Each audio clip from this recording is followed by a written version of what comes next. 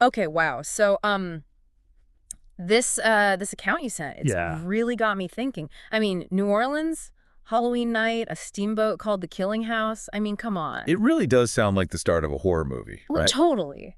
But what's even creepier is that it's supposedly a real story. Right, or at least that's what this person claims. The thing is, we're talking about something that exists solely on the dark web Yeah. and through, like, whispers and rumors. Exactly. And that secrecy, the way it's shrouded in mystery, makes it even more, well, terrifying. Oh, for sure. It adds to the whole mystique. This anything goes reputation, no consequences, no rules. It's almost like it taps into something primal, don't you think? Oh, absolutely. Yeah. It's like the Killing House becomes this dark fantasy, Hmm. a place where all societal constraints are just lifted. Yeah. And it really makes you wonder what desires we keep hidden, what we do if those boundaries just vanished. Whoa. Okay, now that is a disturbing thought. Let's talk about the narrator though. Okay. He's recently separated, feeling vulnerable, and that's when he meets Rosemary online. This is where the story starts to get really unsettling, Hmm. right? Because he's lonely, he's looking for connection, and Rosemary, she just appears offering exactly that. Hmm. And it's a reminder that vulnerability can be exploited, especially online. Oh, 100%, especially these days. And she's super flirtatious, almost too perfect. I mean, alarm bells would be going off for me at that point. Like, what do you think? Honestly, it's a classic manipulation tactic. You Mm. see this a lot, right? Predators create these, like, idealized personas to kind of play on our desires and our insecurity. Yeah, they lure you in. Exactly. So despite the rumors, Rosemary, she convinces him to meet her at this killing house. Yeah. And the steamboat arrives in the darkness, masked attendants, the whole Yeah. thing. It sounds like something straight out of like a Gothic novel. Oh, totally. The sensory details the narrator uses are so effective in creating this sense of unease. Like you Mhm. could almost feel the dampness in the air, hear the creaking of the ship, smell the, well, let's not dwell on that for too long. God, no, thank you. But the point is, it's all designed to kind of ratchet up the tension and create this like growing sense of dread. Oh, for sure. And yet, at first, the narrator is actually relieved. The other attendees, they seem normal, Mhm. even though their conversations have this, like, underlying wrongness to them. It's bizarre. Right, and that juxtaposition is key.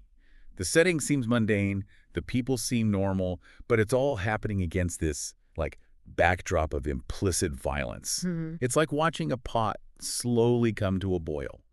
You know something's about to happen, but you don't know when. And then Sam shows up, Right. overly familiar with Rosemary, creepy as hell, and she's clearly distressed. Yeah. This is where the story takes a really sharp turn. It's like the shattering of the facade, right? Yeah. All of a sudden we learn about Sam's horrific actions. The rape, the forced abortion. Exactly. All of Rosemary's years of bottled up trauma just come pouring out. She's been seeking revenge, waiting for her chance to reclaim some kind of power. Yeah. And the Killing House, well, it offers her a very twisted version of justice. This is where the moral complexity of the story really starts to kick in. We understand Rosemary's pain, her desire for revenge, Absolutely. but the methods she's chosen, they're deeply troubling. Yeah, no, totally. It makes you ask, is revenge ever truly satisfying? What would you do in a situation like this? I mean, it's a heavy question. It really forces us to confront the limits of our own morality. What are we capable of when driven by pain, anger, a desire for justice? And can any act, no matter how extreme, truly erase the trauma of the past? Right, and then the countdown begins. The whole atmosphere on the ship just shifts, and you can almost feel the violence simmering beneath the surface. Yeah. Our narrator is in way over his head at this point. Absolutely. Mm. This is where that slippery slope of violence starts to become apparent, right? What might have seemed like a contained, even justified act quickly spirals out of control. He's swept up in this chaotic search for Sam, witnessing these acts of escalating brutality. It feels like he's descending into a nightmare he can't wake up from. And just when you think it can't get any worse, he stumbles upon something truly horrific. Oh yeah, the buffet room. I think I'm going to have nightmares about that for weeks. That's where the story transcends, like simple violence, and enters the realm of pure depravity. The discovery of Sam's body, the cannibalistic intentions of the attendees, it's like a glimpse into the darkest recesses of the human psyche. Dude. It makes you wonder, are we all capable of such darkness? Is the Killing House simply a manifestation of our hidden desires? A place where our worst impulses are given free rein? That's the truly terrifying question the story poses, right? It forces us to confront the possibility that maybe, under the right circumstances, the line between civilization and savagery is thinner than we'd like to believe. And just when you think you've seen the worst of it, there's another twist. The reveal about Rosemary's true nature, her connection to the fat man. Suddenly, the lines between victim and perpetrator become completely blurred. This is where the theme of manipulation takes center stage. We realize Rosemary has been using the narrator, playing on his sympathy, his desire to help, all to further her own agenda. And her agenda, it turns out, is even more twisted than we could have imagined. But we'll save that for part 2. I need a moment to process all of this. Take your time. This story, it has a way of getting under your skin, making you question everything you thought you knew about right and wrong, justice and revenge.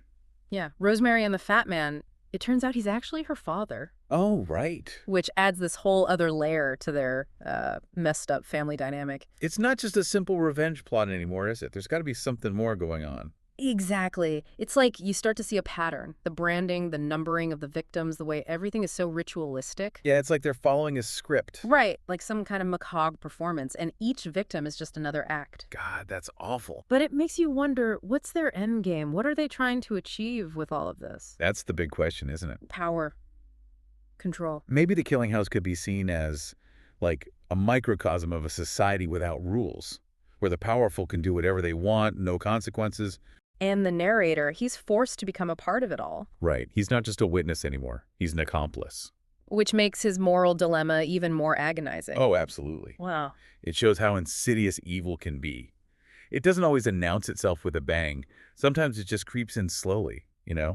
until you're so entangled you can't escape. It's terrifying. And then there's that final warning, the killing house will be the death of you. Ugh, chills. It's like a prophecy. And it makes you think, what happens to him after he escapes the arena? Does he go to the police? Hmm. Try to expose the killing house? The story leaves it open, which I think is brilliant. It makes us think about the lasting consequences, the trauma that sticks with you long after the danger is gone. The scars that never really heal. Exactly. And it makes you wonder, could any of us really come out of something like that unchanged? I mean, what would it do to our view of the world, of ourselves? This whole thing has me thinking, is the killing house really that different from the world we live in? I mean, are we really that far removed from that kind of savagery? I think it taps into a very real fear, the sense that society is fragile and there are people out there who would exploit that, take advantage. It's like the story is holding up a mirror to all our anxieties about the world, about losing control. And it challenges us to examine our own role in all of this. Are we just accepting things as they are, or are we actively trying to uphold, the things that prevent this darkness from taking over? Sobering thought for sure, but it's an important conversation to have because if we're not aware of the potential for darkness, both in ourselves and in the world, we're just going to be more vulnerable to it. 100%. Awareness is the first step towards resistance. Well, this deep dive has been pretty dark and disturbing, to say the least. I don't know about you, but I could really use a bit of sunshine right about now. Yeah, a change of pace is definitely needed. Yeah. But I think it's important to, sit with these uncomfortable feelings for a bit. Let the story's message really sink in. Yeah, you're right. It might be fictional, but it shines a light on some very real darkness that's out there. It's a reminder to be careful, to be aware, and to never underestimate, the potential for evil. And to remember that we have a responsibility to speak out against injustice, to stand up for what's right, and to protect those who are vulnerable. To our listener who shared this story with us, thank you for trusting us with it. It's one that'll stay with us for a long time. And remember, even in the darkest of times, there's always hope. Never stop looking for that light, and never stop fighting for a better world. Couldn't have said it better myself. Yeah. Until next time, stay curious, stay engaged, and keep diving deep. It makes you think, is the Killing House really just a place? Or is it something more? Yeah, it's definitely a symbol, like a representation of that part of us, Yeah. maybe deep down, that wants, well, chaos. That wants no rules, no consequences, just to give in to our baser instincts. It's not a pleasant thought, but that's what the story makes us confront, right? That everyone has a breaking point, a price where they'd abandon their morals. And it's not always about the physical violence either. It's the manipulation, the way they use people's weaknesses against them, suck them in. Exactly. It's all about power and control. How those in charge can twist things, get others to do their dirty work. The real monsters aren't always the obvious ones, are they? Nope. Sometimes they're the ones smiling, offering help. Mm-hmm. But all the while, they're pulling the strings. This whole thing is like a warning sign. Be careful who you trust, what you get involved in. It's easy to lose your way. Absolutely. We always have a choice, though. Even in a world that feels like it's spinning out of control, we can resist. We can fight for what's right. And help each other, right? Build communities where people care, where being vulnerable isn't a weakness to be exploited. Exactly. Well, that was certainly a heavy deep dive. Needed a bit of light after that one, huh? No kidding. Mm, But maybe it's good to sit with it a little, let it all sink I in. think so. It reminds us to be careful, to be aware, and to never, ever underestimate just how much darkness is out there. To the listener who sent this story, thank you. It's one we won't forget, that's for sure. And remember, no matter how bad things get, there's always hope. Keep looking for it and never stop fighting for a better world. Couldn't agree more. That's all for this deep dive, folks. Until next time, stay curious and keep exploring. We'll see you on the next one.